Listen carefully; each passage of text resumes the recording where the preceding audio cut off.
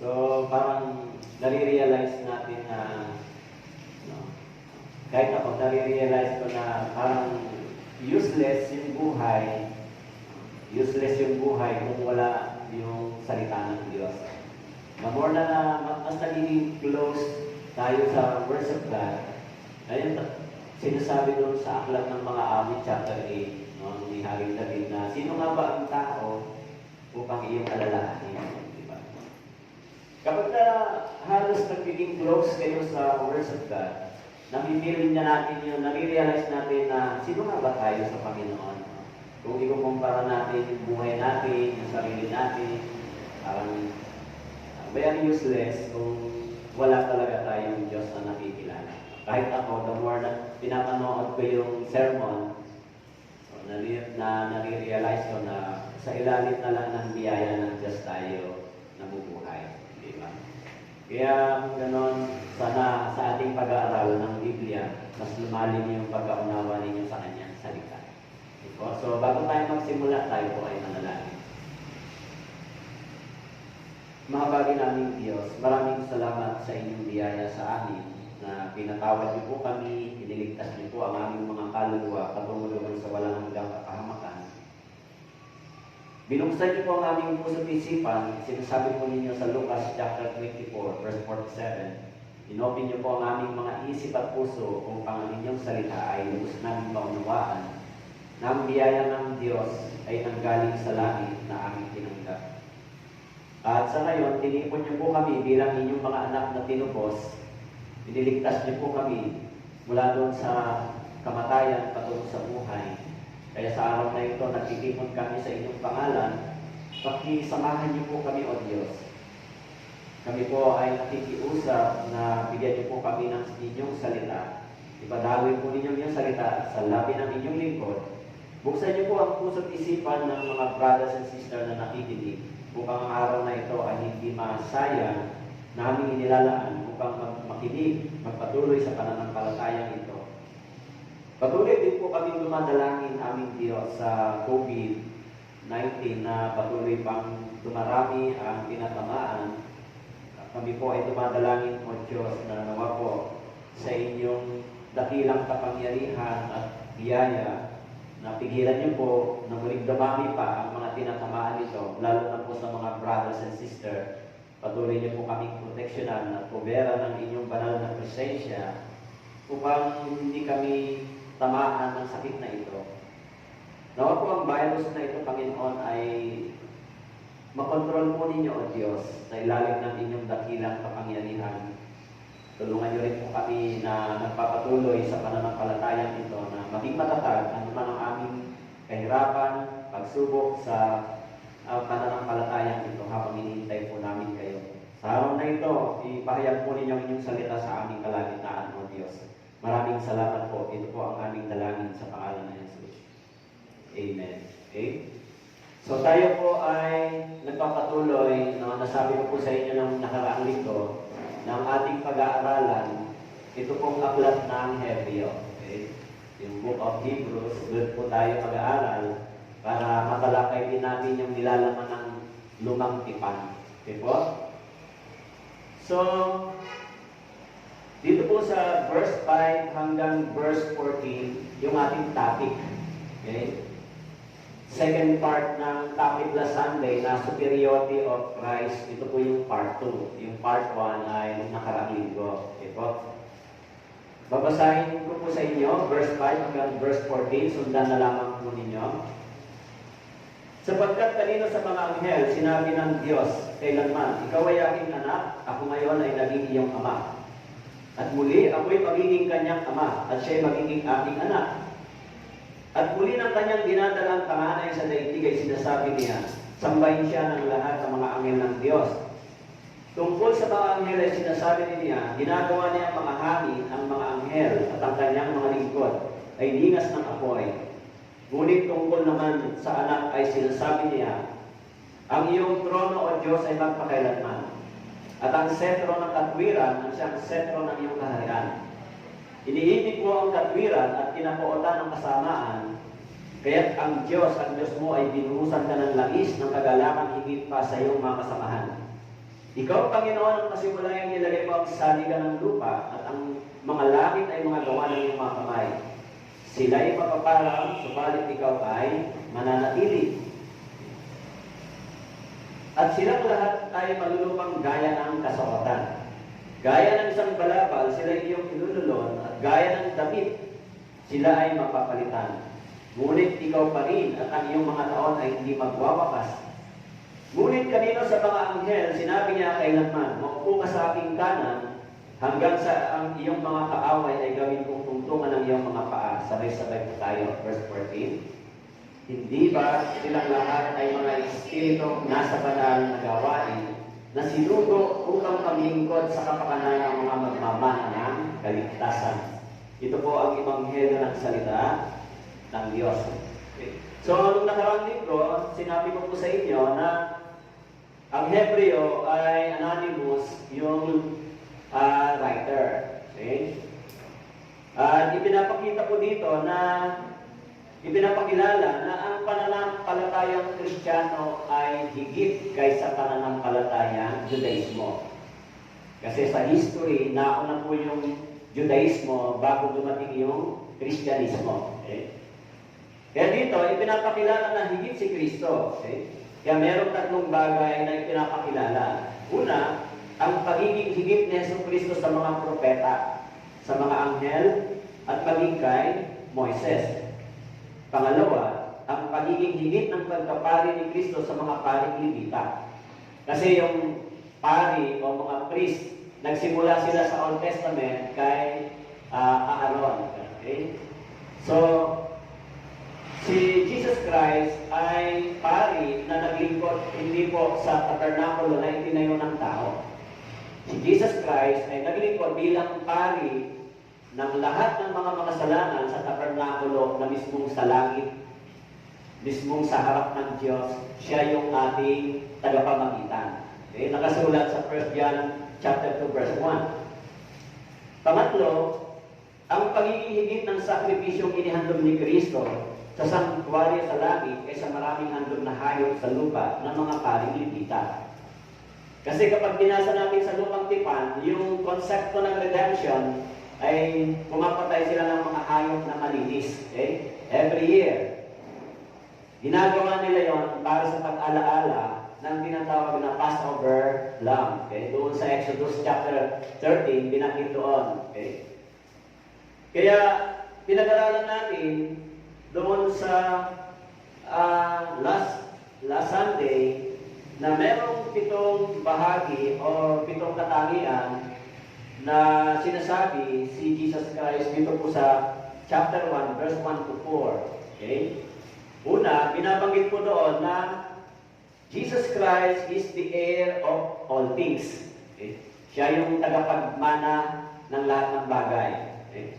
Pangalawa, binabanggit po doon, Jesus Christ is the creator of all. He is the creator. Okay? And pangatlo, the revealer of divine truth. Okay? Mababasa natin yung 7 katangian yan dito sa chapter 1, verse 1 to 4. Okay? And Jesus Christ is the sustainer of the universe. Kasi sinasabi ron, sa pamamagitan ng kapangyarihan ng kanyang salita, nagawa ang lahat ng bagay. And panglima, Jesus Christ is the priestly redeemer of men. Redeemer of men. And pang-anim, Jesus Christ is the sovereign ruler of the kingdom of God. And pang-pito, Jesus Christ is the supreme over all. Supreme. Okay? Kaya mababasa po natin dito sa chapter 1, verse 1 to 3. So, Christ is the supreme prophet. Pinabanggit doon sa chapter 1 hanggang chapter 4. Ibig sabihin, He is the absolute and the final voice of God through men. Kaya, sinabi ron, in the last days, sa mga huling panahon, siya ay nagsalita sa atin. Si Jesus Christ, sa pamamagitan ng kanyang dugo, sa pamamagitan ng kanyang kamatayan, nagsalita siya sa atin. Sa pamamagitan ng redemption, sa pamamagitan ng sinasabi doon sa Hebrews chapter 9, verse 22, kung walang pagdanat ng dugo ay walang kapatawaran ng mga kasalanan. So, nagsalita sa atin yung kanyang ginawa. Okay? Kaya doon sa Hebrews chapter 1 verse 2, sabi diyan, subalit sa mga huling araw na ito, ay nagsalita siya sa atin sa pamamagitan ng anak. Ang ibig sabihin, sa mga huling araw, ang Diyos ay nagsalita sa pamamagitan ng kanyang anak. Sino po ito? Si Jesus Christ. Kaya nga, sinabi ko po sa inyo, kailangan pa ba ng mga ligtas na tao, yung mga miracle, signs, and wonders sa church, para sila maligtas at sumampalataya? Kailangan pa ba nila ng mga lay hands, speaking in tongues? Kailangan pa ba nila ito? Actually, sa church, hindi na kailangan ito. Sapat na yung ginawa ng Panginoong himala sa Bible, pag nabasa natin, para tayo sumampalataya sa Diyos. Kaya yung dividing the Red Sea, 10 plagues, yung manna, okay? Sa panahon ni Jesus Christ, yung mga ginawa niyang miracle and signs, yung pagkabuhay sa mga patay, pagpapagaling, this is enough for us to believe and for us to be saved.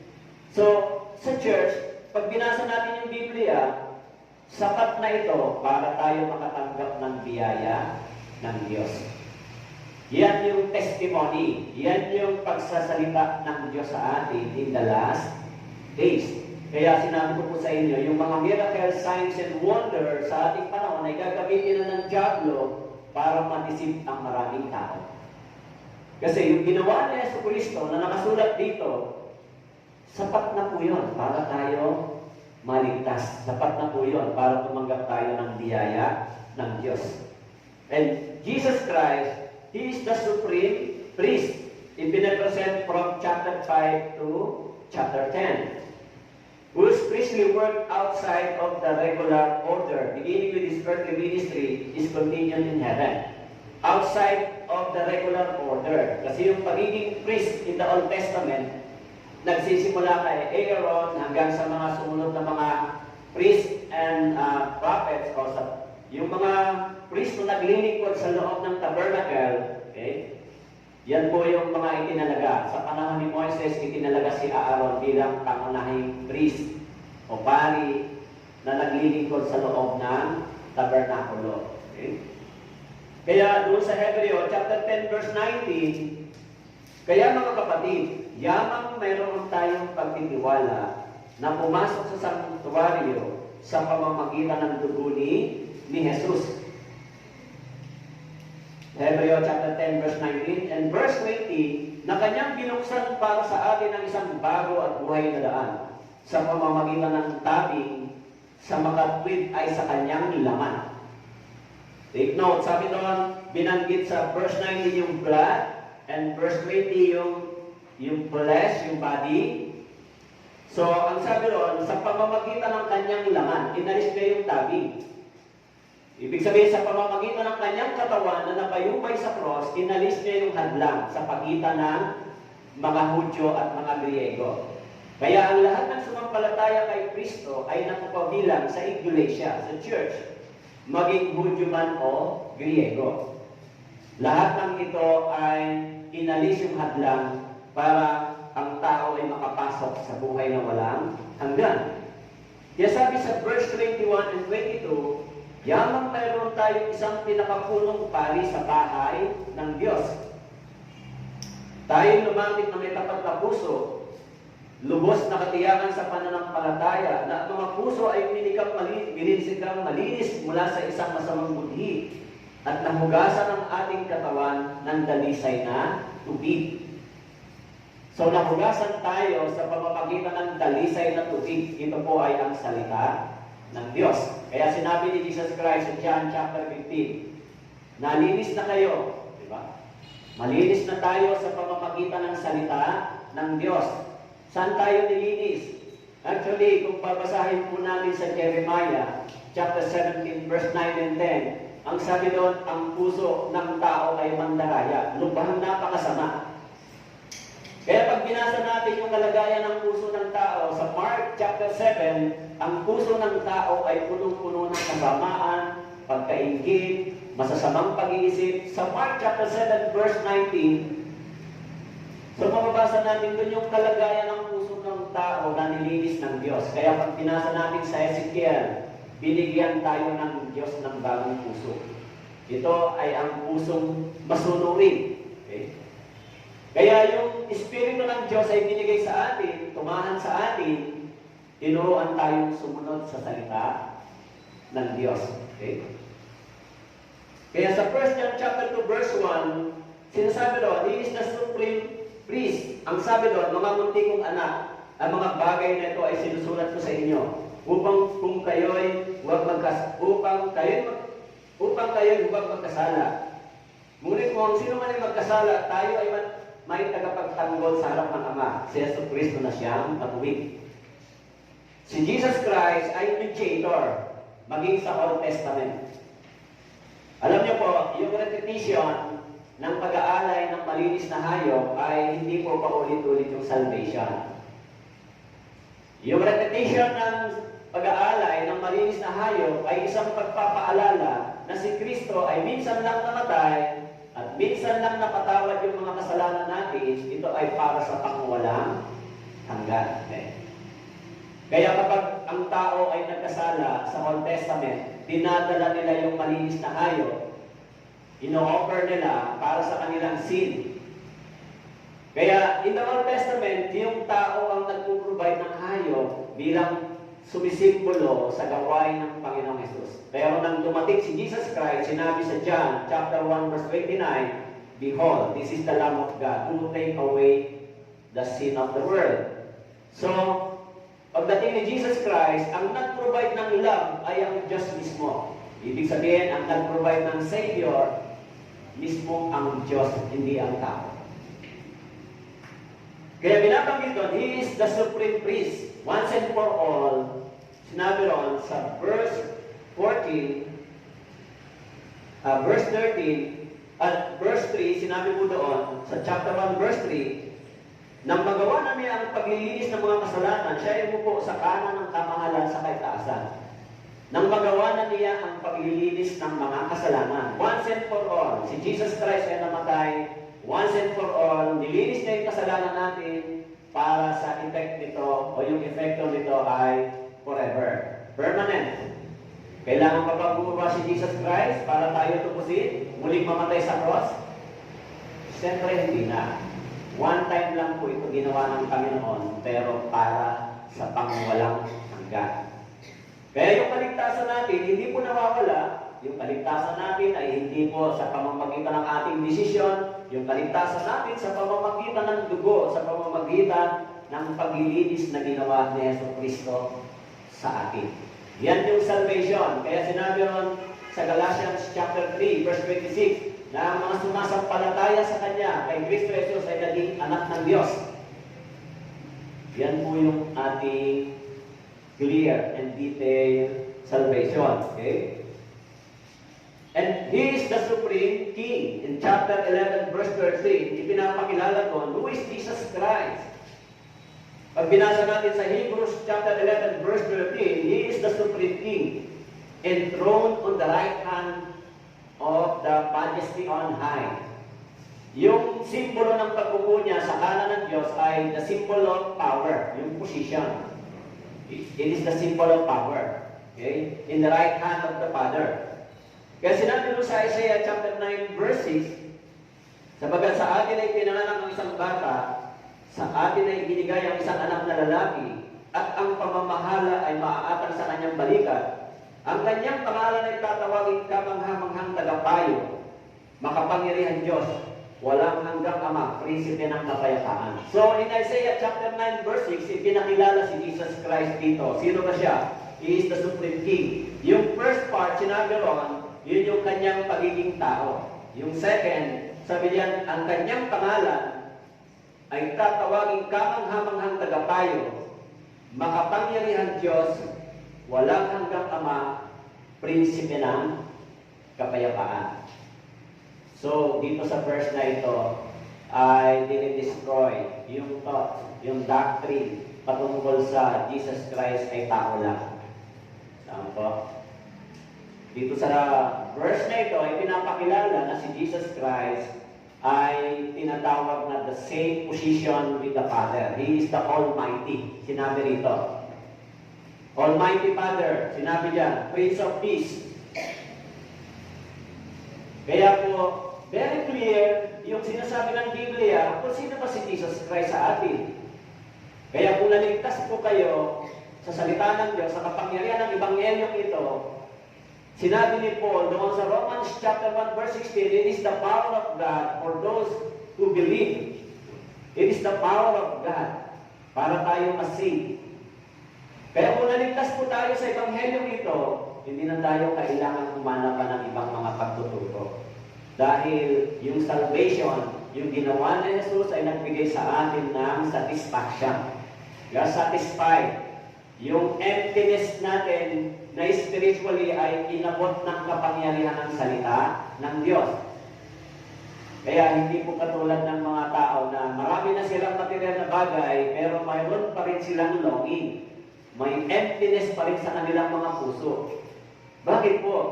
Dahil yung material na bagay ay hindi natatouch, hindi na-fulfill yung pangangailangan nating spiritual. Kaya kung tayo po ay marami lang material na bagay, pero wala tayong nakilalang Jesus sa ating buhay, maraming mga mayayamang tao at the end ng kanilang buhay, may emptiness pa rin sa kanilang puso. Okay?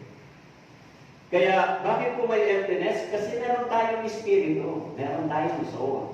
Naghahanap siya ng spiritual needs. Okay? Kaya, sinabi diyan sa 1 John chapter 5, verse 20, 1 John chapter 5, verse 20, alam natin na naparito ang anak ng Diyos, 1 John chapter 5, verse 20, binigyan niya tayo ng pagkaunawa upang ating makilala siya na totoo at tayo nasa Kanya na totoo. Sa Kanyang anak na si Jesucristo, ito ang tunay na Diyos at buhay na walang hanggan. Ito ang tunay na Diyos. Okay? Sa Kanyang anak na si Jesucristo, ito ang tunay na Diyos at buhay na walang hanggan. Kung ganon, walang pag-alinlangan na si Jesucristo ay ating Panginoon na namatay sa cross. Hindi siya isang ordinaryong tao. Kaya sa Titus chapter 2 verse 13 binanggit din po. Titus chapter 2 verse 13, habang hinihintay natin ang mapalad na pag-asa at ang pagpapakita ng kaluwalhatian ng ating dakilang Diyos at tagapagligtas na si Kristo Jesus. Kaya doon po sa chapter 1, verse 1 to 4, binigyang diin yung katangian o kung sino ba si Jesus Christ, no, sa Biblia. Ipinapakilala siya sa atin bilang isang Diyos. Ipinapakilala siya sa atin bilang isang Savior. He is the Supreme King. He is the Supreme Priest. Kaya, yung pananampalatayang nakasali kay Kristo ay isang pananampalatayang matibay. Okay. Pagdating po doon sa verse 5, sinabi po doon, sapagkat kanino sa mga anghel, sinabi ng Diyos kailanman, ikaw ay aking anak. Okay? Ikaw ay aking anak, ako ngayon ay naging iyong ama. At muli, ako'y pagiging kanyang ama at siya'y pagiging aking anak. Okay? So Christ is the eternally begotten Son. He was begotten in incarnation. He was begotten in resurrection. Okay? Resurrection, the firstborn from the dead. Si Jesus Christ, yung panganay, ang unang bumangon mula sa mga patay. Yan yung resurrection. Okay? Sinasabi doon sa Colossians chapter 1 verse 18, siya ang ulo ng katawan. Ang iglesia, siya ang pasimula, ang panganay mula sa mga patay, upang siya ay maging pangunahin sa lahat ng mga bagay. It means He is the head of the church. Kaya kung kabilang tayo sa church na itinayo ng Panginoon. So, uulitin ko, ano ba yung church? Ang church ay redeemed by the blood, or purchased by the blood of Christ. Nakasulat po sa Acts chapter 20 verse 28. Kaya kung tayo ay naligtas sa banal na dugo ng ating Panginoon, tayo po ay kabilang sa iglesia na itinayo ng ating Panginoon sa pamamagitan ng kanyang katawan na nabayubay doon sa cross. Kaya sinasabi ko dito, Christ is the head of the church. Ang panganay mula sa mga patay, pangunahin sa lahat ng mga bagay. Kaya doon sa Acts chapter 13, verse 33, na ang mga bagay na ito ay pinupati niya sa atin, ng kanilang mga anak, ng kanyang muling buhayin si Jesus. Gaya naman ang nasusulat sa ikalawang awit, ikaw ay aking anak, sa araw na ito ay naging anak kita. So Christ is eternally begotten Son. Okay?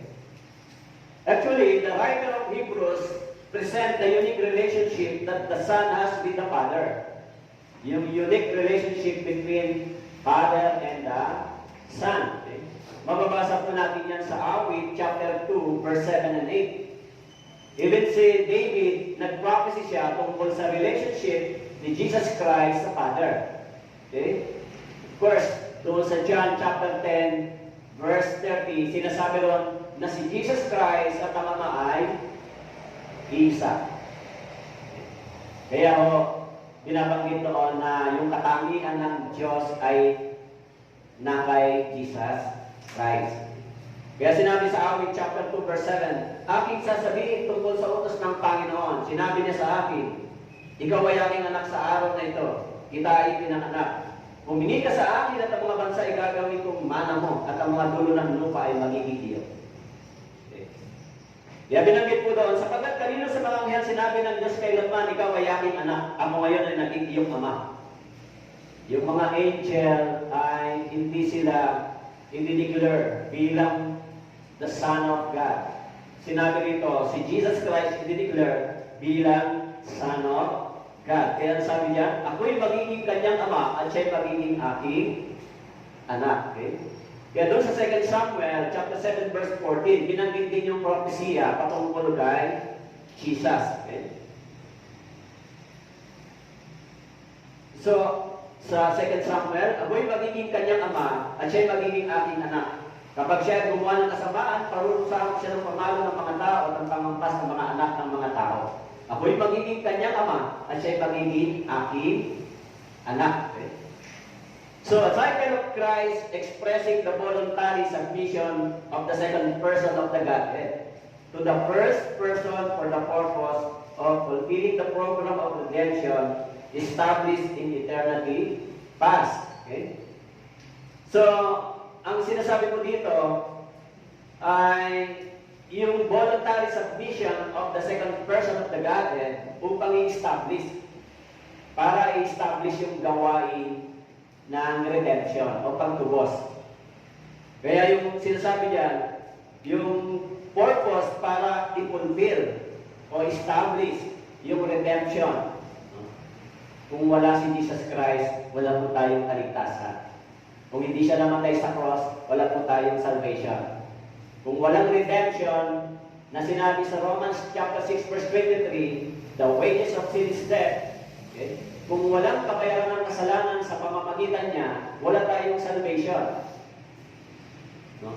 Kahit sabihin natin na naniniwala tayo kay Jesus, tinanggap natin siya, kahit sabihin natin na iniibig natin si Jesus, pero kung walang redemption, kung hindi siya namatay doon sa cross, kung hindi dumanak yung dugo ni Jesus sa cross, wala tayong salvation. Wala po tayong kaligtasan. Kaya, mali po yung kaligtasan na nag-decide na tanggapin siya. Hindi po kailangan. Bago pa tayo magdesisyon, bago pa tayo mamulat yung mata, bago pa tayo makaunawa, 2,000 years ago, si Jesus Christ namatay na para sa atin. Kaya sinabi noon, through faith, na-realize natin, naunawaan natin sa pamamagitan ng pananampalataya, maliligtas tayo at magiging anak tayo ng Diyos. Kaya sinabi diyan, siya ay pangunahin sa mga panganay na bumangon sa mga patay. In 2 Timothy chapter 1 verse 9, 2 Timothy chapter 1 verse 9, na siya sa atin ay nagligtas at sa atin ay tumawag ng isang banal na pagtawag. Hindi ayon sa ating mga gawa, kundi ayon sa kanyang sariling layunin at biyaya. Ang biyayang ito ay ibinigay sa atin kay Kristo Jesus bago pa nagsimula ang panahon. Okay? na siyang sa atin ay nagligtas, sa atin ay tumawag ng isang banal na pagtawag. Ang ibig sabihin, iniligtas tayo, tinawag tayo sa isang banal na pagtawag.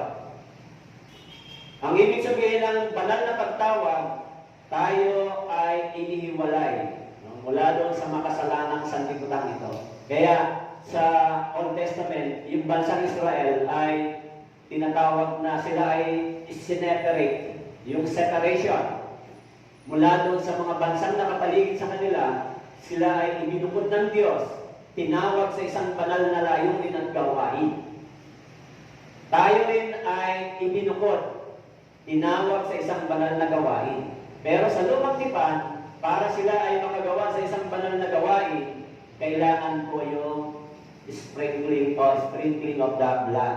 Binibisikat sila ng dugo at itinatalaga sa isang banal na gawain.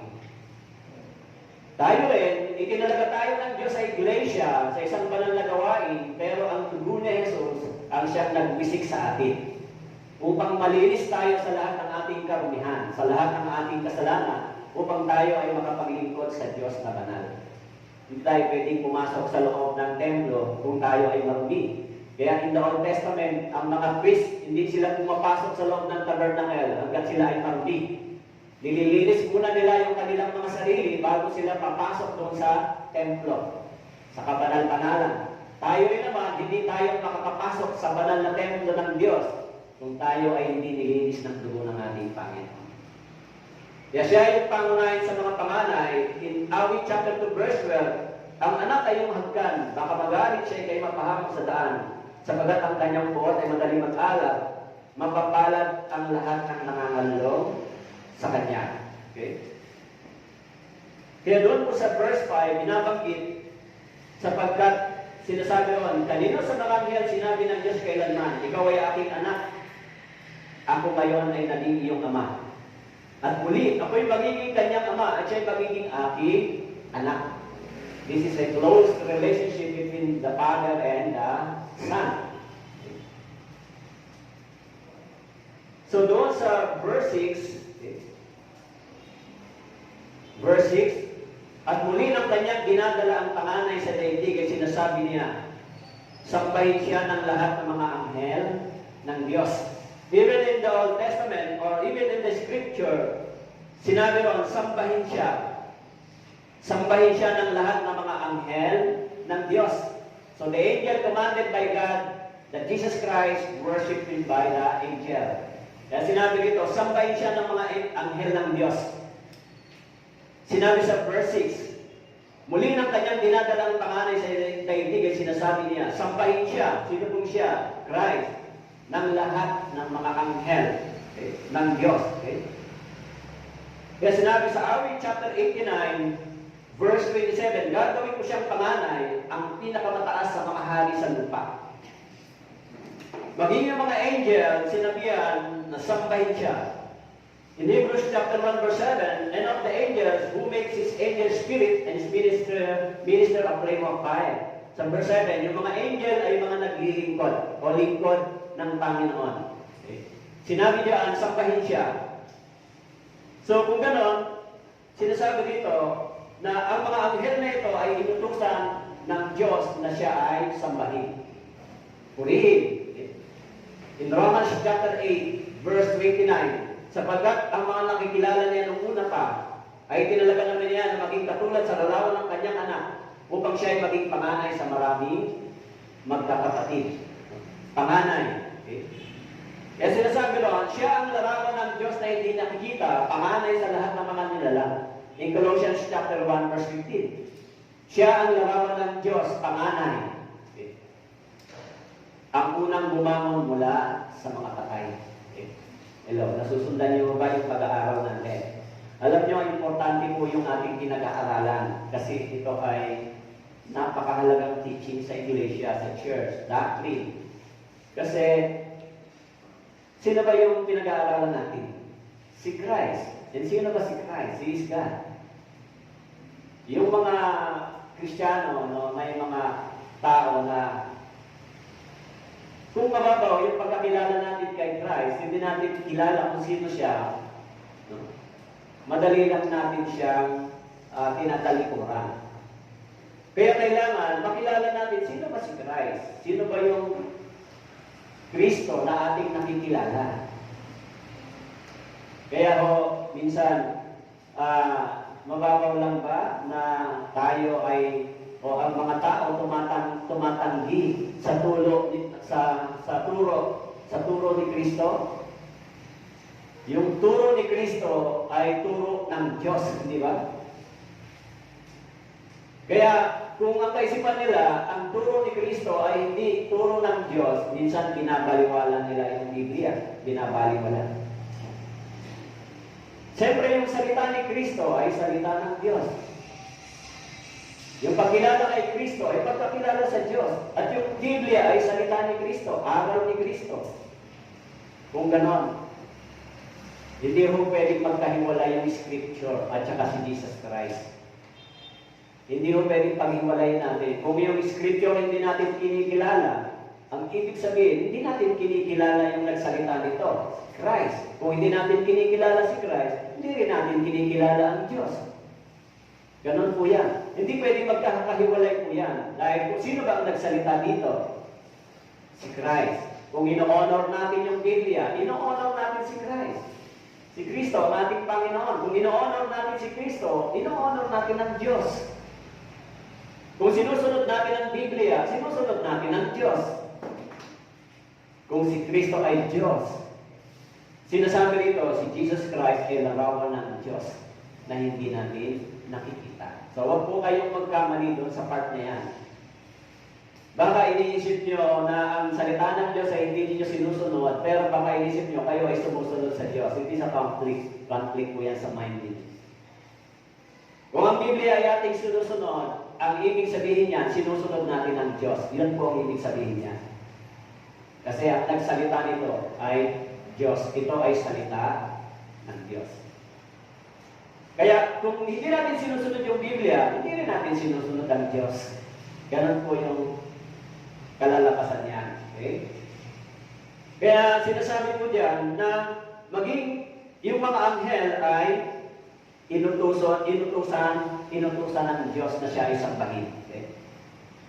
Kaya sinasabi doon sa verse 6, sabi po ron sa chapter 1 verse 6, at muli ng kanyang dinadala ang panganay sa daigdig, ay sinasabi niya, sambahin siya ng lahat ng mga anghel ng Diyos.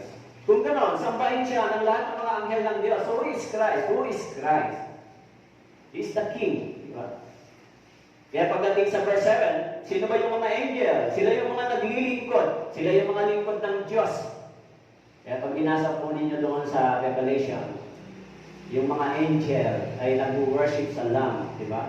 Holy, holy, Lord God Almighty. Binu-worship nila yung Lamb. Sino ba yung Lamb? Ito po ay si Christ. Kaya para maipaliwanag ng maayos sa logical order, pagkakaayos ng paliwanag, yung salita ng Diyos ay salita ni Kristo, at yung salita ni Kristo ay salita ng Diyos. Yung Biblia ay salita ni Kristo, o yung Biblia ay salita ng Diyos, at sa pamamagitan ni Kristo, ang Diyos ay nagsalita. Kaya may isang Diyos na nagsalita sa atin sa pamamagitan ng Biblia ni Kristo. Kung gano'n, kung pinaniniwalaan natin ang Biblia na si Kristo ay Diyos, pinaniniwalaan natin na ang Diyos ay isa. Okay.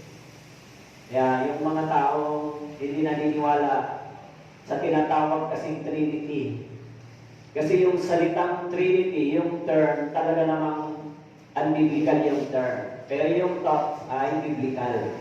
Kasi hindi natin mababasa yung salitang Trinity sa Bible. Actually, it was 19th century na na-develop yung ganitong word, yung Trinity. But because of the logic, yung word, the Trinity, ina-express niya yung the unity of the God, the three Godhead, the unity of the three person in one God. Yung salitang Trinity, God the Father, the Son, and the Holy Spirit. Merong isang Diyos sa tatlong persona. Kaya sinasabi nila, this is a Trinitarian faith. Kaya yung mga born-again Christian, Trinitarian faith sila.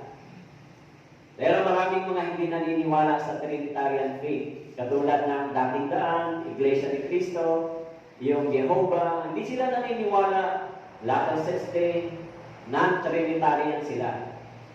Sila ay tinatawag na, anong tawag yan? Sila ay naniniwala sa isang Diyos lang, isang Diyos. Oneness. Naniniwala sila sa salitang oneness. Kaya walang paniniwala sila sa Espiritu at tinatawag na Jesus as God. Pero yung tinuturo ng Biblia, ipinapakilala yung maging doon sa mababasa natin sa Mateo chapter 28.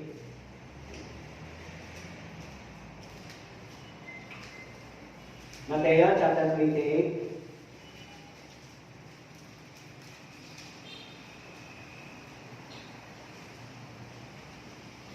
Sa verse 19, ipinapakilala yung salitang Trinity. Okay? Pinapakilala. Verse 19, kaya sa paghayo ninyo, gawin yung alagad ang lahat ng mga bansa. Bautismuhan niyo sila sa pangalan ng Ama, at ng Anak, at ng Espiritu Santo. Okay? Pangalan ng Ama, ng Anak, at ng Espiritu Santo. Okay? Kaya ito yung ginamitan nila ng term na Trinity. Okay? Kaya pag sinabing Kristiyano, Trinitarian ka, naniniwala ka sa God the Father, the Son, and the Holy Spirit. Kaya sinabi mo doon sa verse 6, muli ng kanyang dinadalang panganay sa daigdig ay sinasabi niya, sambahin siya ng lahat ng mga anghel. Okay? Sambahin siya ng lahat ng mga anghel. Let all the angels of God worship Him. Okay? Kaya doon sa 1 Peter chapter 3 verse 22, unang Petro chapter 3 verse 22, na umakyat sa langit at nasa kanan ng Diyos, na ipinasakop sa Kanya ang mga anghel, ang mga kapamahalaan at ang mga kapangyarihan. Ipinasakop sa Kanya ang mga anghel, mga kapamahalaan, mga kapangyarihan. In Revelation chapter 5 verse 12, na nagsasabi na may malakas na tinig, ang kordero na pinaslang ay karapat-dapat tumanggap ng kapangyarihan, kayamanan, karunungan, kalakasan, karangalan, kaluwalhatian at kapurihan. In Revelation chapter 5 verse 12, ang kordero na pinaslang, sino po siya? The slain lamb, si Jesus Christ.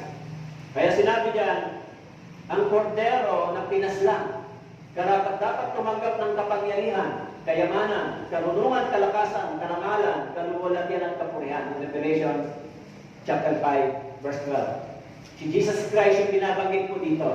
Dapat siyang sambahin, dapat siyang luwalhatiin, kilalanin ng lahat ng tao, ng lahat ng mga bansa. Okay?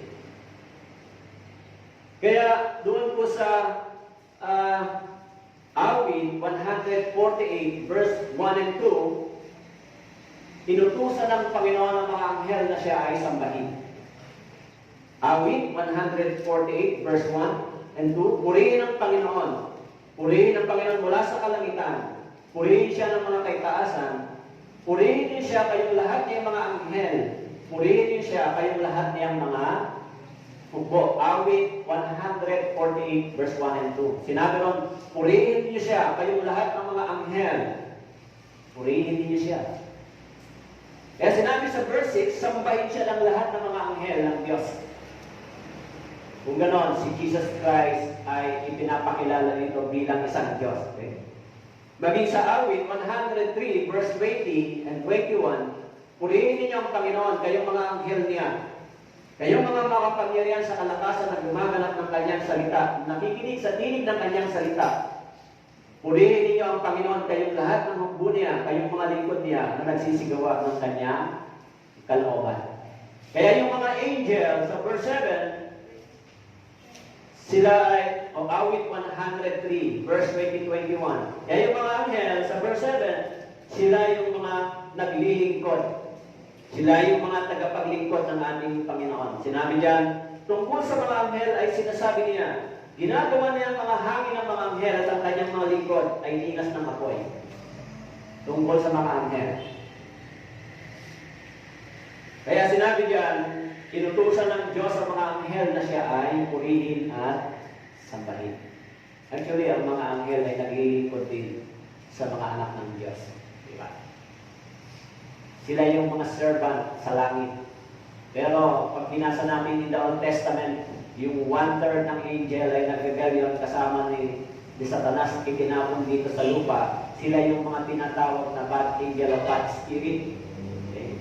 1/3. Binasa natin sa Ezekiel at sa Isaiah, si Satanas, si Lucifer, ano ang kanyang ginawa? Hinangad niyang kuhain yung trono ng Diyos, kaya tinarusahan siya, tinapon siya dito sa lupa. 1/3 of the angel, because of his pride.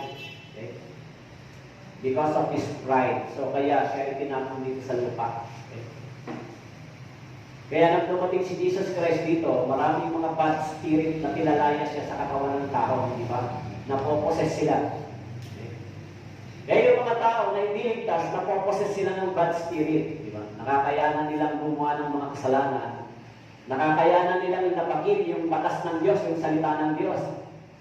Kaya pag binasa po ninyo sa panahon ni Jesus Christ, yung isang tinalian ng tanikala, kaya niyang alisin yung tanikala. Kaya niyang putulin. Anong ibig sabihin nun? Kahit yung kautusan na itinali sa atin, yung law, ng bawat lumalabag dito ay dapat managot sa batas, pero ito ay nilalabag ng tao.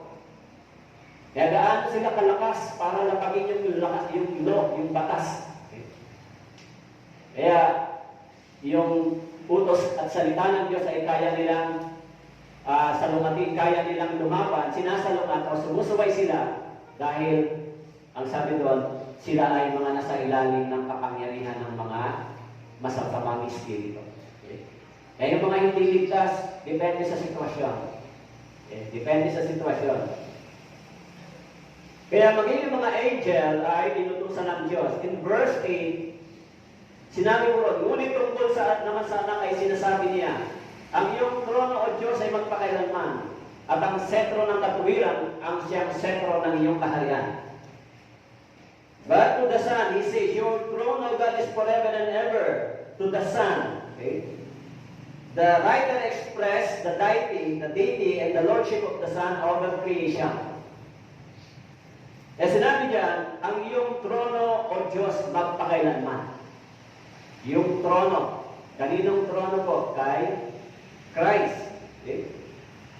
Psalm chapter 45 verse 6, sinabi ron, ang iyong banal na trono ay magpakailanpaman. Ang iyong sentro ng kaharian ay sentro ng katarungan.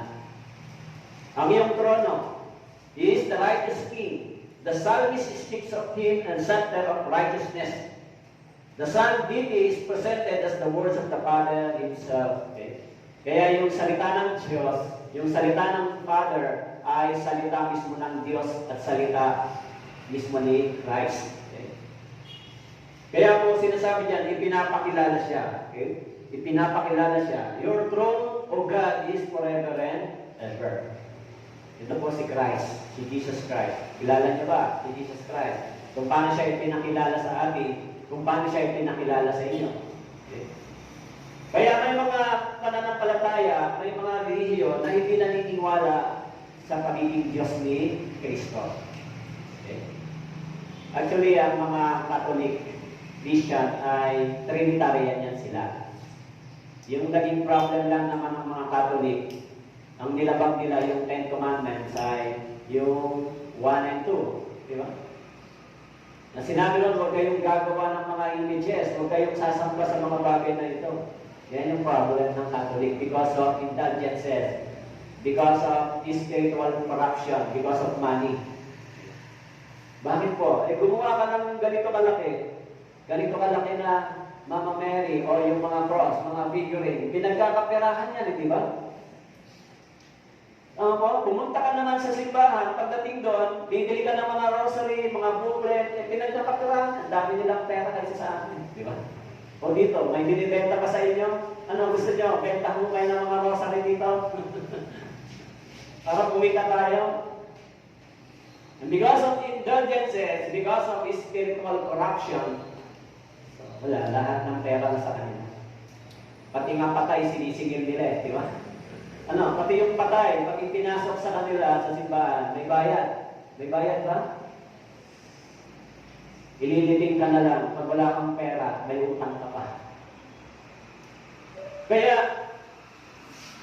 hindi nakilala ng tao yung Diyos sa Espiritu. Kung minsan, ang kaisipan ng tao ganito. As long as meron akong nakikitang images, pwede naaalala ko ang Diyos. Ganyan yung mindset nila. Yan, parang anak mo lang na naaalala mo. Hindi o, sinabi ng Isaiah chapter 55, yung isipan ng tao ay iba sa isipan ng Diyos. Hindi natin pwedeng i-pattern yung mind natin, yung thoughts natin sa thoughts and mind of God. Iba yung mind ng Diyos.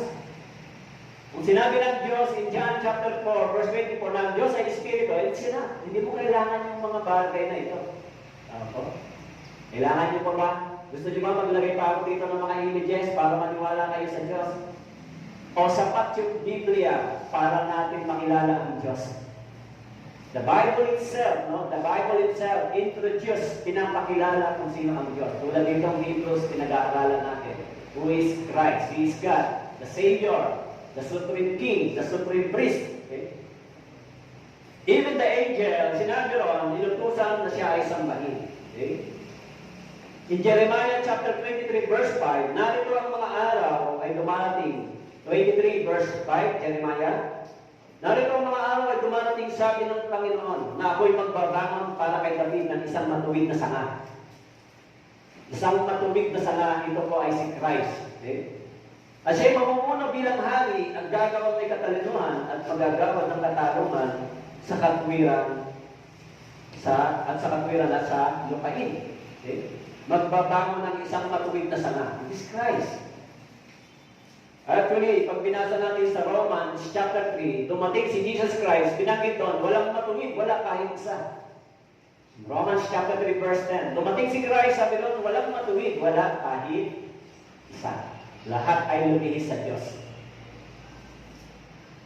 Kaya, si Jesus Christ ang pangunahin sa mga patay, umamon mula sa mga patay. In Jeremiah chapter 23, verse 6, sa kanyang mga araw ay maliligtas ang Judah, at ang Israel ay titiwasay na maninirahan.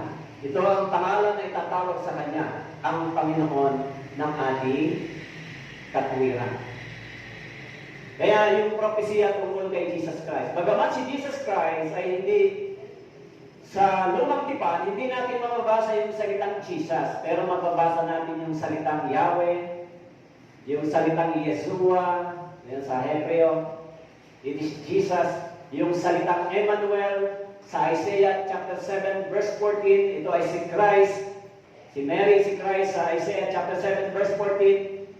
Sa Isaiah chapter 9 verse 6, He is the Almighty Father, He is the Prince of Peace. Mababasa din natin, He is the Savior. Diba? Savior. Kaya, pagdating ni Jesus Christ sa panahon niya, pagdating niya sa kanyang sariling bayan, hindi siya pinaniwalaan. Hindi siya kinilala. Kaya yung mga Hudyo, nang dumating si Jesus Christ, nang nangaral siya patungkol sa pagsisisi at pananampalataya, in Luke chapter 13, verse 3 and 5, nung nangaral siya ng repentance and faith, nung tinawagan niya magsisi yung mga Israelita, no, anong sabi sa kanya? Pinagsikapan siyang patayin ng mga Hudyo. In John chapter 5, verse 18, sinabi ron, dahil dito lalo pinagsikapan ng mga Hudyo na siya'y patayin. Sabagat hindi lamang tinatag niya ang araw ng Sabat, kundi tinatawag din na kanyang sariling ama ang Diyos at ginagawa ang sarili niya na kapantay ng Diyos.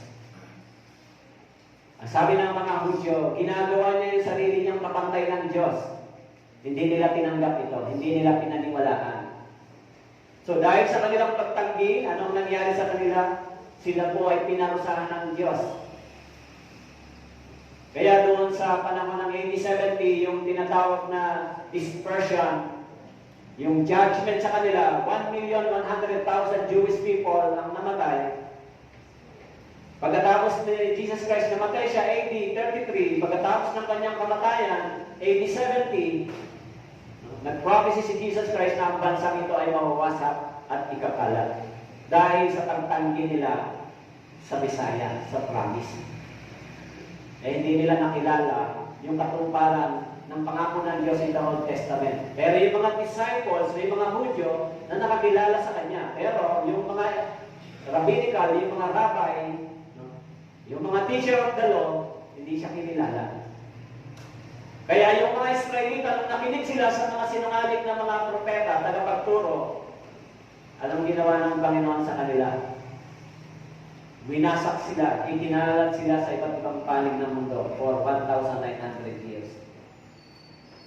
Nangaral sa kanila yung mga propeta, yung mga isinugo ng Diyos, yung mga disciple, pero pinarsecute at pinapatay nila. Kaya yung ganti, ikinalat sila. Kaya dito, pinagsikapan nilang patayin si Jesus at nagtagumpay sila. Ipinako nila sa krus para matupad yung propesya patungkol sa Kanya. Kaya sa Titus chapter 2 verse 13, habang iniintay natin ang mapalad na pag-asa at ang pagpapakita ng kalawalatian ng ating dakilang Diyos at tagapagligtas na si Jesus Cristo. Christ is God, same God, and He is our Savior. Okay? Kaya huwag tayong malilito. Hindi po ninyo nakilala si Christ sa pamamagitan ng mga images, imagination. Hindi natin nakilala si Christ sa pamamagitan ng sarili nating katuwiran, sarili nating kabaitan. Nakilala natin si Christ bilang Savior. Ipinakilala siya sa atin mismo ng kanyang salita. In John chapter 5 verse 39, ito ang salita ng Diyos, nagpapatotoo tungkol kay Jesus Cristo. Kaya dapat makilala natin ang Diyos sa pamamagitan ng Biblia. Diba? Sinabi ko po sa inyo noong Sunday, yung revelation, general revelation, ibig sabihin, through creation, nakikita ng mga tao na may Diyos na creator. Binigyan din tayo ng Espiritu, yung Spirit ay nagpapakilala na ang Diyos ay makatarungan at hukom. Kasi yung ating conscience, kapag tayo po ay nagkasala, nagsasalita ito sa atin. Pag nagkasala po kayo, may nagsasalita ba sa inyo? Ito ay kasalanan na hindi mo dapat ginagawa. Kung nasa atin yung Espiritu ng Diyos, pwede pa ba kayong madisit, madaya? Kailangan nyo pa bang makinig ng ibang mga aral? O sa radyo, maganda namang makinig kasi alam nyo, hinahanap ng tao, convenient nila, di ba? Convenient sa kanilang katawan. Hindi mag-fulfill yung kanilang espiritu. Actually, yung pagtitipon ay napakahalaga. Nakasulat sa Hebrews chapter 10 verse 25. Huwag ninyong kaligtaan dumalo sa mga pagtitipon. Itong ganitong pagtitipon. Kasi ito yung panahon na tayo ay tinuturuan ng salita ng Diyos, sabay-sabay tayong nag-aaral, kumakain ng salita ng Diyos. Kaya, pag binanggit doon sa Matthew chapter 4, verse 4, hindi lang sa pinapay na bumuhay ang tao, maging sa salitang namumutawi sa bibig ng Diyos. Pero the most neglected time is for the words of God. Yung pang-eternal, yung pang-permanent, sinabi ng Bible na maging ang maliit na tuldok nito ay hindi maglalaho, mananatili, yan yung nane-neglect ng mas maraming tao. Kung alin yung pang-permanent, pang-eternal, ito yung madalas nilang winawalang bahala. Kung ganon, sino ang hindi nila binibigyan pansin? Yung salita ng Diyos ba o yung Diyos? Siyempre yung Diyos. Kung hindi natin binibigyan ng pagkakataon yung ating espiritu para sa salita ng Diyos, ang tinatanggihan natin ay yung alok ng Diyos sa atin. Diba? Kung naniniwala tayo na ang words of God ay salita ng Diyos, mula sa bibig ng Diyos, eh kung tumatanggi tayo dito, sino pa ang tinatanggihan natin? Yung salita lang ng Diyos? Yung Diyos hindi mo pwede magkahiwalayan. Kung tayo po ay tumatanggi sa words of God, tumatanggi din tayo sa Diyos. Ganun po yung kahulugan na. Hindi pwedeng tumanggi ako sa words of God, pero sumusunod ako sa Diyos, ay hindi mo pwede yung ganun. Itong words of God na ibinigay sa atin, kung tayo sumusunod dito, ginagawa natin yung tungkulin natin, sumusunod tayo sa Diyos. Yan din po yan.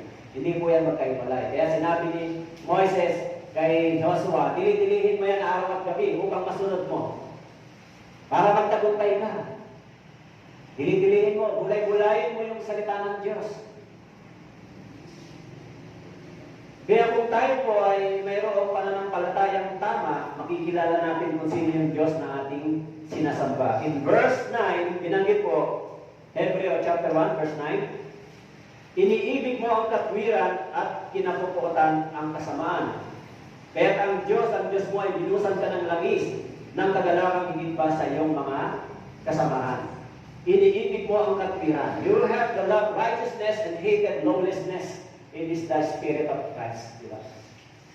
Hindi niya iniibig yung kasamaan. Iniibig niya ay ang katwiran, yung kabanalan. Kaya doon sa Hebreo chapter 7, verse 26, sapagkat nararapat na tayo magkaroon ng gayong pinakapunong pari. Hebrews chapter 7, verse 26, banal, walang sala, walang dungis, hiwalay sa mga makasalanan, at ginawang lalong mataas kaysa mga langit. Sapagkat nararapat na tayo magkaroon ng gayong pinakapunong pari. Pinakapunong pari. Hindi mo binabanggit dito yung mga pari in the Old Testament. Binabanggit dito na pinakapunong pari kasi bakit pa tinatawag na Jesus Christ is the supreme priest?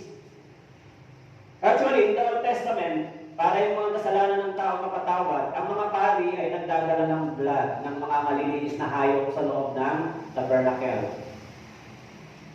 Winiwisik nila yan sa Ark of Covenant bilang paglilinis sa lahat ng kanilang mga kasalanan. Every year. Every year. Kasi yung salvation ng mga Israelita nangyari doon sa tinatawag na Passover Lamb. Yung Egypt ay larawan ng tinatawag na worldly life. Yung makamundo nilang pamumuhay sa Egypt. For almost 400 years, sinintay na matupad yung prophecy kay Abraham. Sa loob ng 400 taon, ang iyong bansa, ang iyong lahi ay aalipinin. So, doon sa loob ng Egypt for 400 years, naging slave sila. Nabasa niyo ba sa Exodus? Kaya pagkatapos ng 400 taon, isinugo ng Diyos si Moises. Dumating si Moises sa Egypt upang iligtas ang bayan Israel mula sa pagkaalipin. Si Moises ay typology o larawan ni Christ. Kaya isinugo si Moises upang ganon patnubayan ng bansang Israel, iligtas sila sa pagkaalipin. Sa Egypt, alipin sila for 400 years. Slave. Kaya nang sila po ay inilabas doon, bago dumating yung pagpuksa sa lahat ng mga panganay, nung gabi niya nagpatay sila lahat ng mga hayop lang. Bawat family isa-isa. Yung mga hamba ng pintuan ay lagyan nila ng blood. Shedding the blood. Kaya pag dumating yung angel of death, makita yung blood, ibig sabihin, this is the covenant between Israel and God, na hindi sila pupuksain. Kaya tayo rin, kung tayo ay shedding the blood of Christ, hindi tayo pupuksain. Hindi tayo pupunta sa kahatulan ng Diyos. Yung mga Israelita, sila ay pinahira ng dugo, ng banal na dugo. It is their covenant.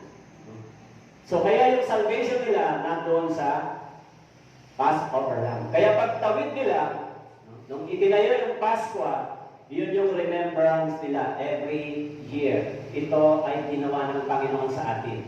Kaya kapag nagkakasala sila, yung ginagawa nilang remembrance ay hindi para sa kanilang kaligtasan, para sa paglilinis ng kanilang mga kasalanan. Every year. Kaya kapag ginawa nila yung sacrificial lamb, na-realize nila na ito ay tapos na in the Passover lamb. Tayo naman, sabi ko sa 1 John chapter 2 verse 1, kung tayo ay nagkasala, tumitingin tayo kanino po? Kay Christ. Siya ang ating tagapamagitan. Kaya sinabi ron, siya ay pari na naglingkod hindi sa tabernakulong itinayo ng tao, kundi sa tabernacle sa langit na inihanda ng Diyos. Kaya si Jesus Christ na pumasok sa tabernacle para maglinis ng kasalanan, hindi niya dala yung dugo ng mga hayop. Ang dala niya yung kanyang mismong sariling dugo at katawan. Pero yung katawan at dugo ni Jesus ay ginamit for once and for all. One time na paglilinis. Kaya sinabi ron, wala nang alay pang muli darating. Once and for all si Jesus Christ namatay para sa atin. Kaya yung kasalanan natin from the past to the future, it is already finished doon sa cross. Hindi pa tayo tao, namatay na si Jesus Christ. Tama po? Kaya nung sumampalataya tayo sa Kanya, kaya sabi niya, siya ay naglilingkod sa tabernakulo na hindi sa lupa itinayo, kundi sa langit, para sa mga banal. Okay? Kaya sabi ron, sa awit chapter 33, verse 5, ang katwiran at katarungan ay kanyang iniibig, puno ng tapat na pag-ibig ng Panginoon ang daigdig. Awit chapter 33, verse 5. Ang katwiran at katarungan ay kanyang iniibig, puno ng tapat na pag-ibig ng Panginoon ang daigdig. Kaya kung magnanais po kayong lumago ng kaalaman sa Biblia, maganda itong pag-aaral na ito. Gusto niya lumalim yung understanding sa Scripture. Yung Hebrews ay tumatawid sa mga talata ng lumang tipan. Okay? Pag umabot tayo sa chapter 7, tatawid na yan, chapter 7 hanggang chapter 9, chapter 10. So, laging merong cross-reference yan sa Old Testament. Lalo na po sa aklat ng Leviticus. Pag binasa niyo yung Leviticus, nandito po yan sa Hebrew. Okay? Kaya sinasabi po, you have loved righteousness and hated lawlessness. Therefore, God, your God has anointed you with the oil of gladness more than your companion. Okay? Psalm chapter 45 verse 7, yung iniibig ang katuwiran at kinasusuklaman ang kasamaan. Kaya't ang iyong Diyos ay pinahiram ka ng langis ng kagalakan, nang higit sa iyong mga kasamaan. Awit chapter 45 verse 7. Okay? Kaya iyong iniibig ang katwiran. Si Jesus Christ ay hindi nagkasala. Kanyang iniibig ang katwiran. It is clear that the writer of Hebrews read the three messianic offices in mind: the prophet, the priest, and the king. Doon sa chapter 1, verse 1 hanggang 3. Okay? Kaya yung the title ng salitang Messiah, it means Anointed One. Yung Messiah, Anointed One. In Isaiah chapter 61, verse 1 to 3, nakasulat po doon. He is the Anointed One. Messiah. Okay? Messiah. Okay? Then verse 10, sinabi po roon, Hebrew chapter 1, verse 10, Ikaw, Panginoon, ang pasimula inilagay mo ang saligan ng lupa, at ang langit ay ang mga gawa ng iyong mga kamay. Sila'y mapaparang, subalit ikaw ay mananatili. Silang lahat ay malulumang gaya ng kasuotan. Gaya ng isang balabal, sila yung nilulon. Gaya ng damit, sila'y mapapalitan. Ngunit ikaw ay ikaw pa rin, at ang iyong mga taon ay hindi magwawakas. Sabi mo rito, ikaw, Panginoon, ang pasimula, inilagay mo ang saligan ng lupa. Kaya, binabanggit dito, Christ is the creator of everything. He is the creator. Magiging itong mundong ito, siya ang lumikha. Sinabi dito, ikaw, Panginoon, ang pasimula, inilagay mo ang saligan ng lupa, at ang mga langit ay mga gawa ng iyong kamay. Okay? So, binanggit din sa John chapter 1 verse 3, ang lahat ng mga bagay ay ginawa sa pamamagitan niya. Kung wala siya, ay hindi nagawa ang anumang mga bagay na ginawa. Kaya diyan, lahat ng mga bagay ay ginawa sa pamamagitan niya. Nabasa niyo ba sa John chapter 1 verse 3, ang lahat ng mga bagay ay ginawa sa pamamagitan niya. Sino po siya? Christ. Kaya po, kung babasahin natin yung mga talatang ito, ipinapakilala, maging si Kristo po ay Creator. Creator of the creation. Okay? Psalm 102 verse 25 and 26. Nang una, ang saligan ng lupa ay iyong nilagay, at ang kalangitan ay gawa ng iyong mga kamay. Ikaw ay mananatili, ngunit sila ay mawawala. Parang kasuotan silang lahat ay mawawala. Pinapalitan mo sila na gaya ng kasuotan at sila ay mapapalitan. Bagamat nilikha ng Diyos yung mga bagay dito sa lupa, subalit sabi doon, ang lahat ng ito ay maging mapaparang. Okay? Maglalaho. Kaya one day, yung mga bagay na ito ay muling mawawasak, subalit sinabi ng Biblia, ni Mateo chapter 5, ang salita mo ay mananatili. Kaya sinabi ni Pedro, ipinarang siya, sinabi ni Pedro sa 2 Peter chapter 3 verse 10, itong mundong ito ay mawawasak. Ngunit ang salita ng Diyos ay mananatili. Ang sabi mo sa 2 Peter chapter 3 verse 10, ngunit darating ang araw ng Panginoon gaya sa magnanakaw, ang kalangitan ay maglalaho. Kasabay ng ingay, ang mga sangkap ay matutupok sa apoy at ang lupa, ang mga gawang naroon ay masusunod. In verse 12, na hinihintay at pinagmamadali ang pagdating ng araw ng Diyos, sapagkat ang kalangitan na nagliliyab ay matutupok, ang sangkap ay matutunaw sa init. Bagamat nilikha ng Diyos ang mundong ito, ngunit sinabi doon, ito ay mawawasak. Subalit ang salita ng Diyos ay mananatili. Okay? Kaya ang mundong ito ay matutupok, ang mga sangkap ay matutunaw sa init. Nakasulat po doon sa verse 11, sila'y mapaparang,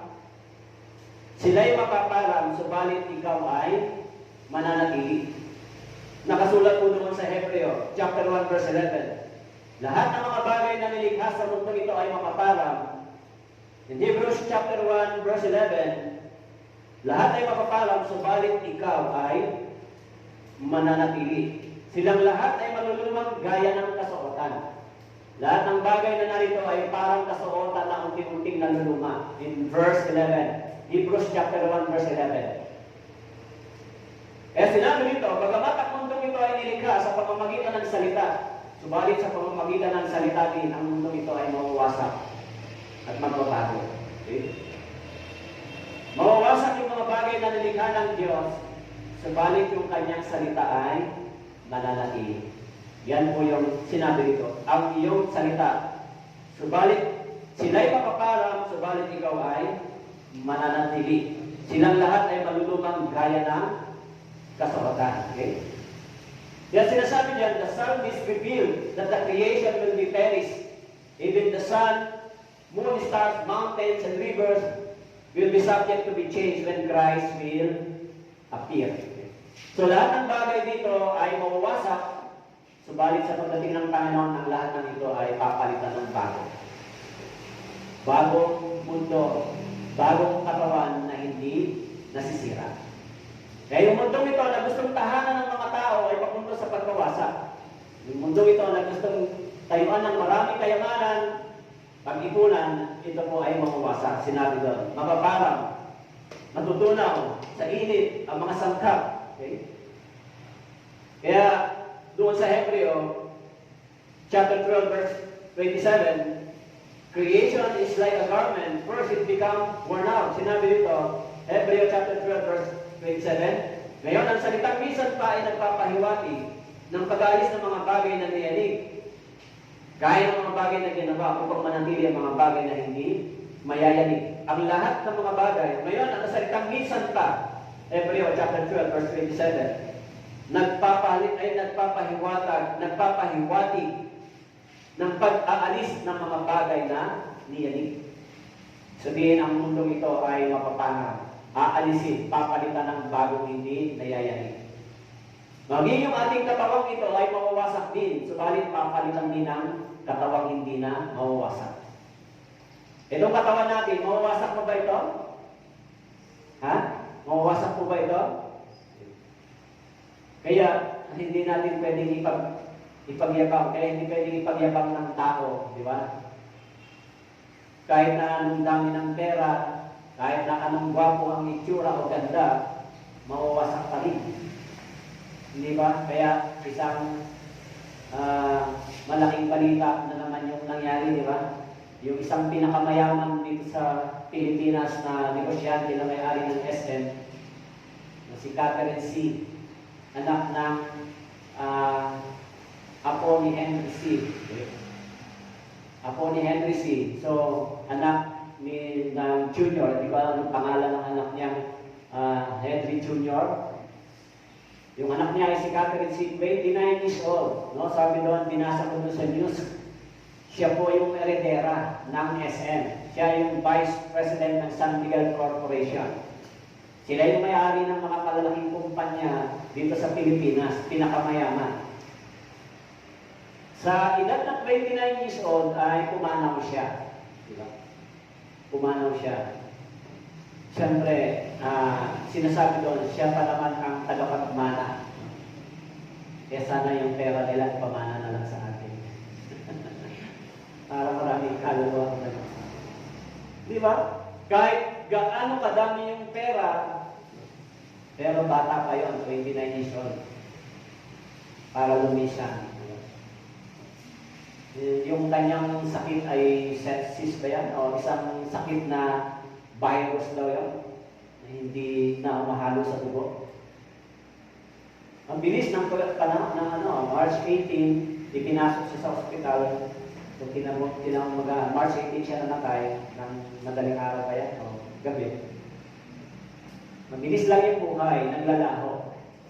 Kasi sinabi ko, lahat ng bagay dito ay maglalaho except to the words of God.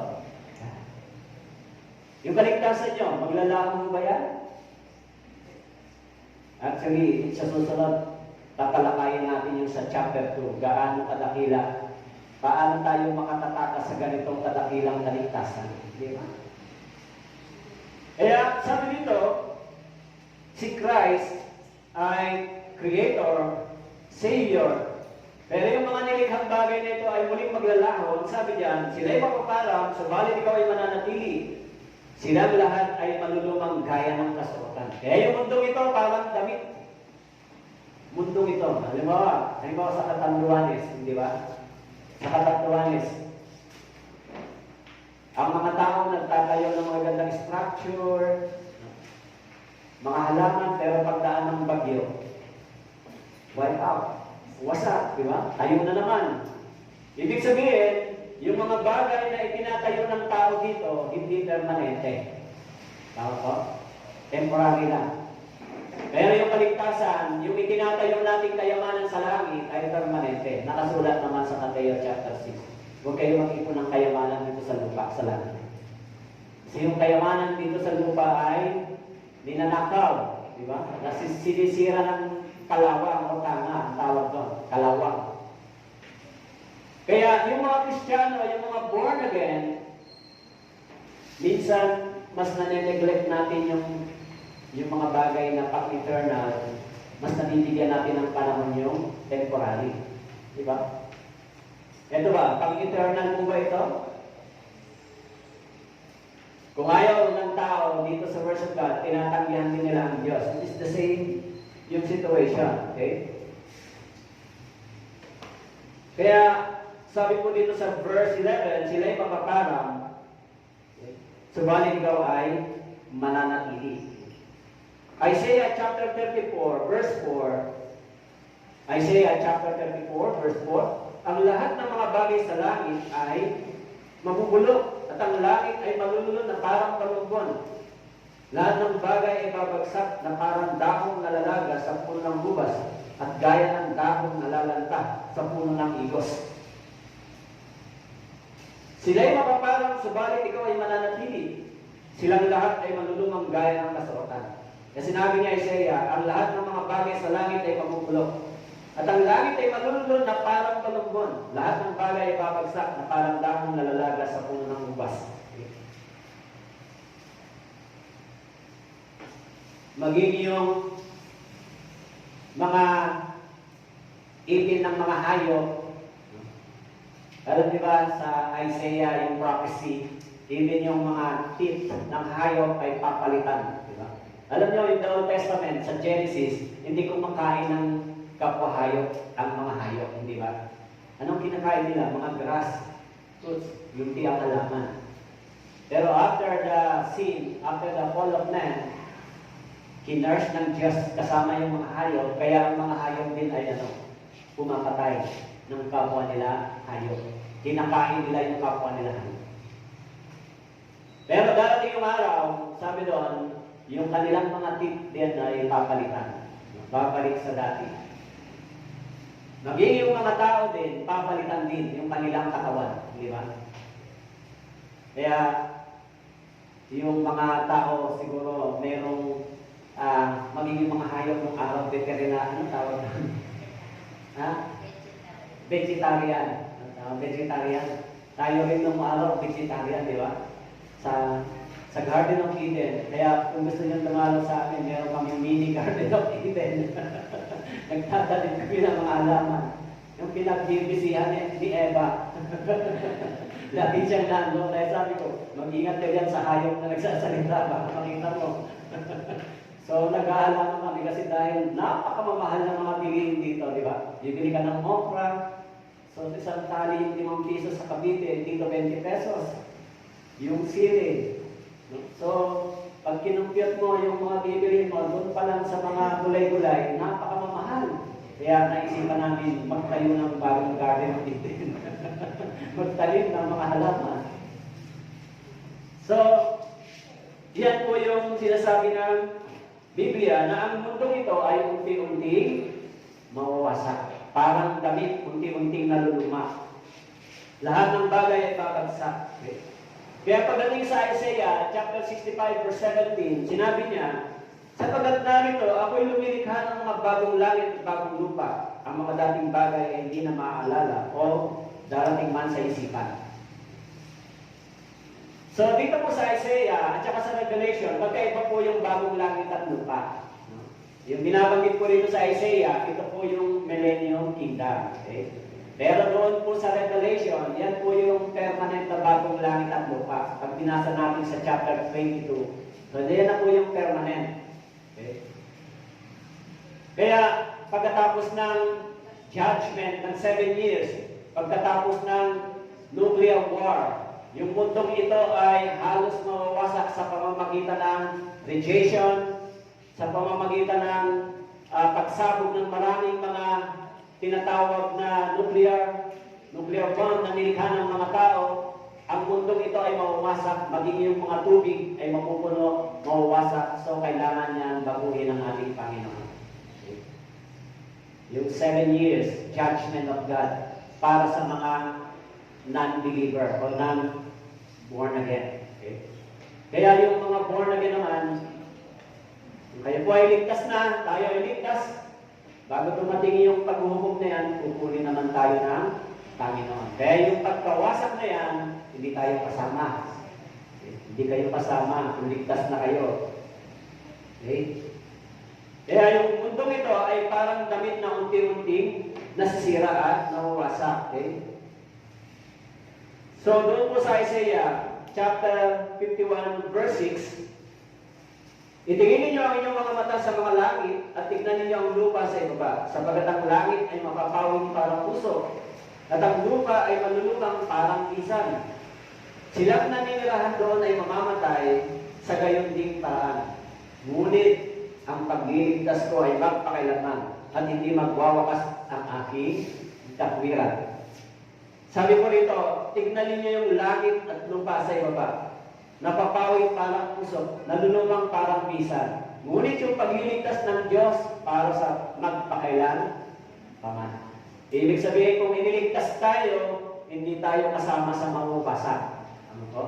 Ang mawawasak lang, yung langit at lupa na nilikha ng Diyos, temporary. Pero yung pagliligtas ng Panginoon ay para sa walang hanggan. Okay? Kaya sinabi ron sa verse 12, gaya ng isang balabal, sila iyong ilululon, at gaya ng damit, sila'y mapapalitan. Ngunit ikaw ay ikaw pa rin, at ang iyong mga taon ay hindi magwawakas. In Hebrews chapter 1, verse 12. Okay?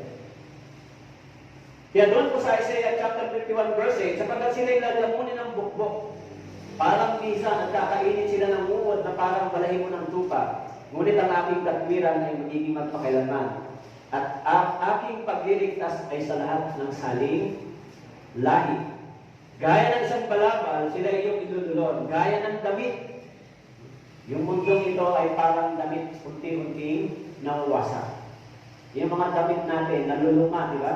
Pag isinusuot natin, naluluma. Ganito daw yung mundong ito. Unti-unting naluluma, unti-unting nawawasak. Yung mundong ito. Kaya, merong mga programa, di ba? Save the Earth, di ba? Yung mga glaciers, yung mga yelo sa North Pole and South Pole ay unti-unting na lulusaw, nasisira yung balance ng Earth, mas tumataas yung init. Pag mas mataas yung init, mas malalakas yung mga typhoons, mga super typhoons ay na lumalabas dahil yung imbalance na yung environment, yung Earth, di ba? Kaya mas marami ng mga, mas mataas na yung heat, mas manipis na yung tinatawag na covering ng araw para sa Earth, di ba? Dahil sa pag-abuso ng tao sa mundong ito. Kaya nga, ang sabi diyan, ang mundong ito ay unti-unting nasisira at nawawasak. Kaya yung protection natin, sa earth ay masyado nang manipis dahil sa pagkapuso ng tao. Kaya yung init, no, ay hindi na normal, di ba? Kaya po sinasabi diyan, yung mundong ito ay unti-unting nawawasak, parang damit na unti-unting naluluma. Verse 12, ngunit ikaw ay ikaw pa rin. Ang iyong mga taon ay hindi magwawakas. Okay? Sabi po doon sa awit, Hebreo chapter 1, verse 12, gaya ng isang balabal, sila yung ilulunod. Gaya ng damit, sila yung mapapalitan. Ngunit ikaw pa rin, at ang iyong mga taon ay hindi magwawakas. Sinabi po doon sa awit chapter 90, verse 4. Awit chapter 90, verse 4. Sapagkat ang 1,000 taon sa iyong paningin, ang 1,000 taon sa iyong paningin ay parang kahapon lamang kapag ito'y nakalipas o gaya ng isang gabi pagbabantay. Kaya yung mga bagay na nilikha ng Diyos ay maglalaho, mawawasak. Subalit yung katuwiran at salita ng Diyos ay mananatili. So sa awit chapter 90 verse 4, sabi diyan, ang 1,000 taon sa iyong paningin ay parang kahapon lamang. Kung ganon, yung 1,000 years sa atin, isang araw lang sa Panginoon. Kung ganon, kung nabuhay tayo ng 70, baka minuto lang ang buhay natin sa Diyos. Hindi talaga mahaba, di ba? Kung ang 1,000 taon sa atin ay isang gabing pagbabantay lang o isang araw lang sa Panginoon. So medyo naisip ko na ganito lang pala kaiksi ang ating buhay. Hindi mahaba, di ba? Kaya kung ang buhay natin maubos lang sa mga bagay dito sa mundong ito, so kaunti lang yung ibinigay ng Diyos sa atin na time, hindi mahaba. Hindi mahaba. Yung iba nga, yun, 29 years old, lumilisan na, di ba? Hindi pa umabot sa sinasabi ng Biblia na 70 to 80. Gusto niyo bang mabuhay ng 1,000 taon? Mabubuhay po kayo ng hindi lang 1,000 taon. Kung kayo ay may kaligtasan, mabubuhay kayo sa kabilang buhay ng hindi lang 1,000 taon, di ba? Countless. Kung tayo ay may salvation, eternal life. Di ba? Kaya yan yung ipinangako ng Diyos. Okay? So, doon po sa verse 13 to 14, Hebreo, okay? Chapter 1, verse 13 to 14. Ngunit kanino sa mga anghel sinabi niya kailanman, okay? Maupo ka sa aking kanan, hanggang ang iyong mga kaaway ay gawin kong tungtungan ng iyong mga paa. Maupo ka sa aking kanan hanggang sa ang iyong mga kaaway ay gawin kong tungtungan ng iyong mga paa. Okay? Sit at my right hand. Okay? Sinasabi niya. So, yung right hand is the symbol of power and authority. Okay? Ibinigay kay Jesus Christ. Okay? Binanggit yung sa awit 110 verse 1. Okay? So, kaya sinabi ng Panginoon sa ating Panginoon, upo ka sa aking kanan hanggang sa aking gawin tungtungan ng iyong paa at iyong mga kaaway. In awit 110 verse 1, this is the David prophecy. Okay? The writer of Hebrews re-emphasizes the lordship of the Son. It means to be seated at the right hand of God signifies a position of highest honor and limitless power. So yun yung sinasabi dito. Ang pag-upo ni Christ sa kanyang kanan ay pag-take over. No? Pag-take over. O ibig sabihin, yung pag-reveal that Christ's destiny is to reign. You know? Actually, si Christ, na sinasabi doon sa Philippians chapter 2, nang siya po ay bumaba sa lupa, hindi niya, ang sabi doon, siya ay nagpakumbaba upang matupad yung kalooban ng Diyos. Pansamantalang iniwan niya yung kanyang position. Okay? Temporarily, nabuhay siya bilang katulad ng tao.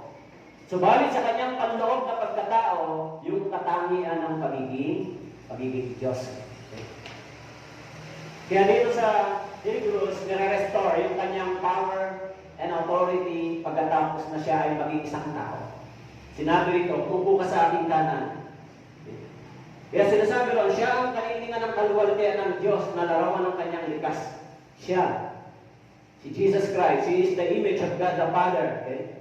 Even sa Mateo chapter 22 verse 44, Matthew chapter 22 verse 44, sinabi mo doon, sinabi ng Panginoon sa aking Panginoon, maupo ka sa aking kanan, hanggang sa mailagay ko ang iyong mga kaaway sa ilalim ng iyong paa.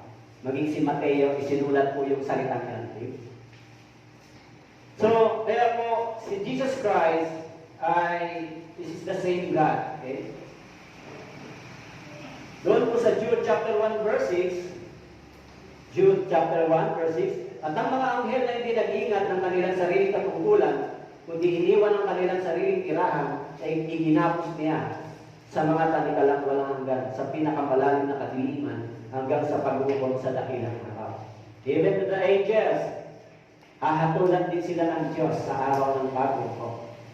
Itatapon sila sa ilalim ng kailaliman. Sinabi nito, iginapos sila, mga angel na nagrebelde sa Diyos. Sinabi sa Jude, ang mga anghel na hindi nag-iingat ng kanilang sariling katungkulan, iniwan ang kanilang sariling tirahan, iginapos niya sa mga talikalang walang hanggan, sa pinakamalalim na kadiliman. Kaya po, yung mga angel, kasama ng Antichrist, mga false prophet and false teacher sa Revelation, yung mga false teacher, mga false pastor and false evangelist, kasama sila, itatapon ng buhay. Itatapon, ihagis ng buhay sa apoy na hindi namamatay. Ano ba ang ibig sabihin ng false teacher and false prophet, false pastor? Actually, wala ng prophet sa ating panahon. False evangelist, false pastor, di ba? Marami. False teacher. Nangangaral sila ng maling ebanghelyo. Okay? Ang ipinapangaral nila ay doktrina ng kanilang simbahan, hindi yung teaching ng Biblia. Kung ipangaral mo na si Jesus Christ ay hindi Diyos, you are Antichrist, di ba? Antichrist in the Bible. Small Antichrist. Antichrist, yung mga hindi naniniwala sa Trinitarian. Okay?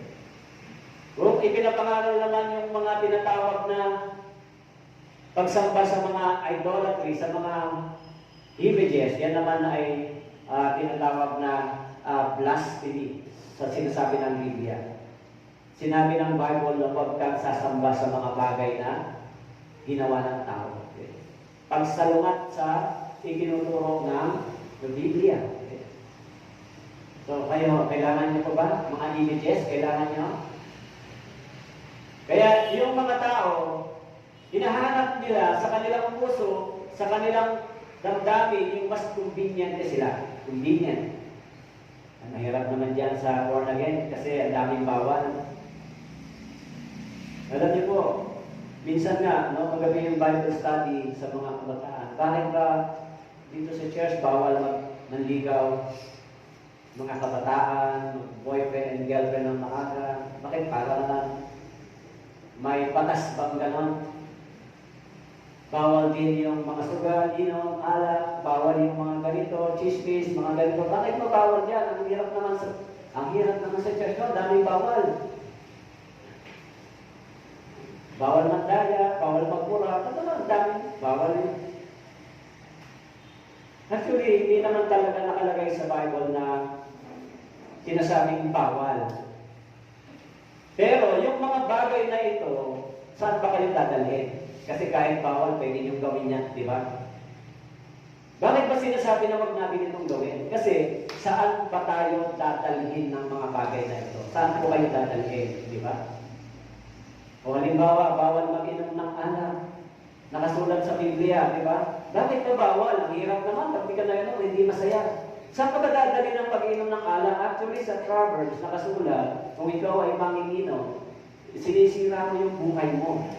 Sinisira mo unti-unti yung buhay mo at yung mga bagay na ito, alak, sugal, sigarilyo, lahat na, pangbabae, lahat ng ito, nagwawasak ng pamilya, wawasakin yung espiritu mo, dadalhin ka sa kasalanan, hanggang galing ka ng Diyos sa kahatulan, hanggang humarap ka sa hukuman ng Diyos. Diyan ka dadalhin yan di ba?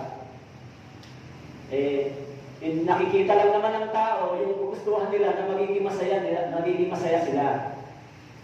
Pero hindi nila nakikita yung dulo kung saan sila papunta. Huwag natin tignan lang yung present. Yung parang masaya lang ako ngayon, tignan mo, pagkatapos niyan, saan ka hahanto. Saan nakatayo? Kaya yung mga tiyuhin ko na kapatid ng tatay ko, na-witness ko sila na hindi talaga sila tumigil sa pag-iinom ng alak. Hanggang namatay sila, nagiinom sila.